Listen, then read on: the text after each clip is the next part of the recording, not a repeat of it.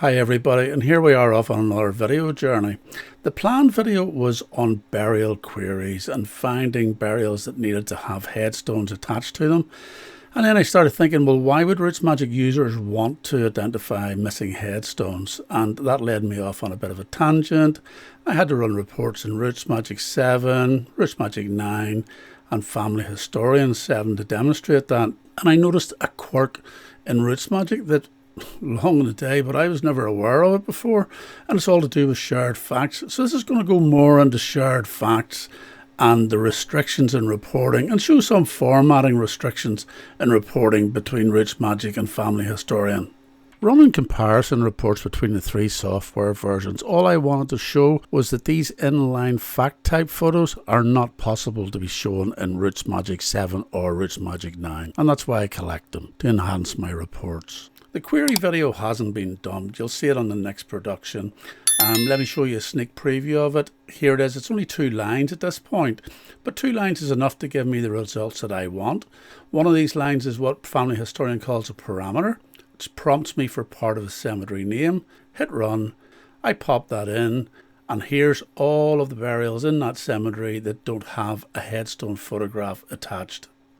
If I go here and I disabled one of these lines, like the one looking for the photograph, and run the query again, you'll see it warns me that one of the lines is disabled. And now I get a full list of all burials I have in that cemetery, including those with media.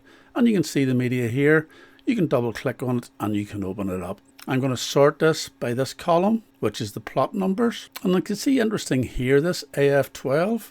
One of the burials has a media attached to it.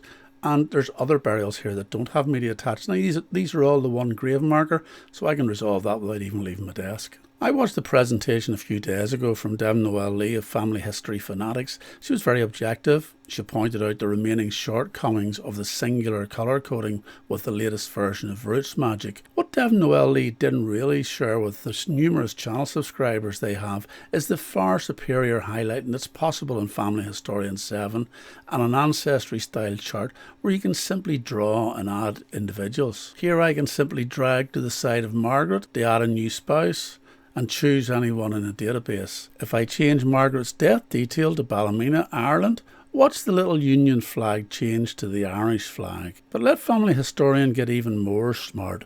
Northern Ireland came into being on the 3rd of May 1921, so let me change her death date to the 4th of May 1921, and you'll see how the Northern Ireland flag now appears. Are you in disbelief? Well, I think you should be. Let me change it to the 2nd of May, the day before partition, and there is the Irish flag back. Margaret doesn't have a burial fact, so let me add one. You watch the icons around her chart entry. As soon as I create the burial fact, the chart highlight gets a new icon, making it very obvious to me that I have no burial photo for Margaret. Let's quickly jump through some more highlights, and remember these are all dynamic. I don't have to do anything. The criteria from the data that's in the database is what decides on what's displayed. Here we have Anna Sophia, born in Ireland, died in Scotland. Here we have a couple, and if you look, the first one, it's the 1861 England census, 71 England, and then 80, 00, 10 and 20 US censuses. Died in 1923, and the same for his wife. I have all of her censuses here. Born and died in the USA. We can see from this little helmet down here that Leo had an involvement in World War I. Again, born and died in the USA. Here it's instantly obvious to me I have Harold and Hazel. I have death dates for both, but I don't have burial photographs. Daniel here died of cardiac disease. It says heart disease here, but the expression is set up for anything like cardiac or heart. If I remove that, you can see the red highlighting disappears. If I put in cardiac, once I tab out of the field, Daniel gets the red highlight that denotes heart-related disease. On this family, we can see there's been quite a prevalence of infant mortality. Here's 3.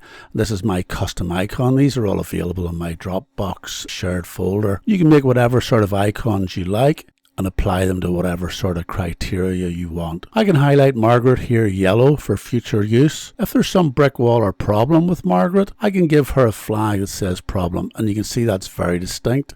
And even when I zoom out, that's immediately obvious anywhere in my tree. So why hasn't Family History Fanatics made you aware of all these powerful features in another software program? I frequently see questions on their videos in the comments section asking for demos of other software. I haven't seen any of those fulfilled. That's a question for you and Family History Fanatics. Do bear in mind that YouTube channel does display a strong bias towards Family Tree Maker and Rootsmagic. And I think that might be because of a Latter-day Saints church connection. You make your own mind up as regards that. It's always important to be honest with one's followers, and the Family History Fanatics channel makes no secret of the fact they're supporters of Rootsmagic software. In fact, the Vice President of Rootsmagic, Michael Booth, often refers to them as friends. Finally, I caught this comment just yesterday on a public forum, and yes, the family historian reputation and possibilities are spreading. I know this user from years gone by. He was around Rootsmagic for quite a few years, but it would appear that experience has now ended. So here's the narrative report for John Doe in Rootsmagic 7. You can see it's 2 distinct blocks and 1 photograph that's allowed. But the interesting thing, if you look at the arrow, the actual fact statement for the marriage goes straight into the note for the marriage. There is absolutely no witness events. So here's where that happens in Rootsmagic 7. You go to your edit role, and on the right hand side for best man, you can see this person was best man at the marriage of couple, date, place details, place. Except that is not printing in the narrative report.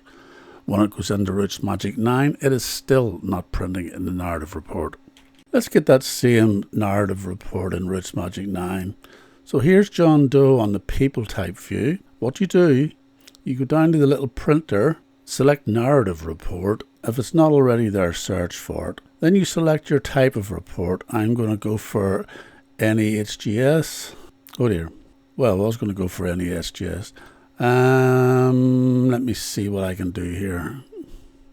I'll close this. Another error report, and I'm not sending these at the moment. I just want to get by this for the presentation. Try one more time. This time I'm going to try a different report type. So I will try the NGSQ report.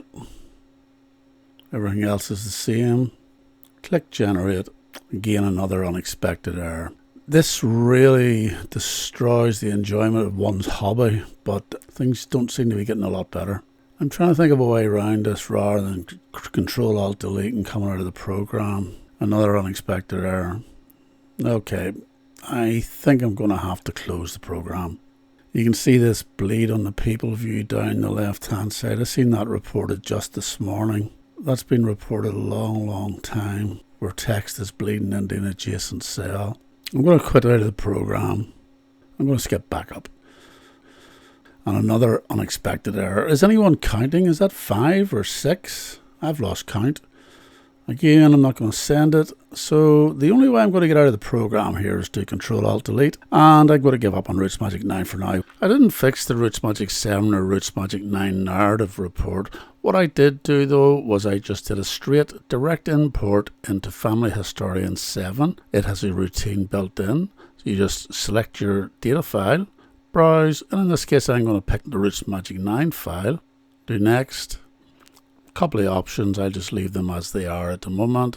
Next again, I'm just going to leave this as default, finish, and off it goes. One of the first things you'll notice about the Family Historian report is this paragraphing. I'll show you where you can set that. I have this primarily set around the census returns. Originally, I only wanted to show you that you can add additional pictures to the narrative report in Family Historian. That's what led into the problem with the witness events not printing in Rootsmagic. Here we can see the best man was Samuel Smiley. Edith Gracie was the bridesmaid. The marriage was witnessed by Susanna Halliday and William McKittrick. The ceremony was conducted by Reverend John Franklin. The problem I see is even the latest version of Rootsmagic 9.02 is not printing out its own marriage witness statements as designed. Remember, this file started life in Rootsmagic 7, it was imported into Rootsmagic 9, and then imported into Family Historian 7. Family Historian 7 is printing those marriage witness events. I said I would show you how I achieved that formatting of the report. So here we are in fact definition. You'll see that I have the formatting code for paragraph before the sentence template. This is it here. You'll also notice that I have the paragraph code after the sentence template. That isolates the census sentence in its own text block within the narrative report. You'll also notice that I have note here. Note is part of the sentence language in Family Historian. In Rootsmagic, if you're not aware, that's actually a forced parameter. You can't not have the note in a fact sentence. The codes, over to the right hand side, insert code and choose formatting codes.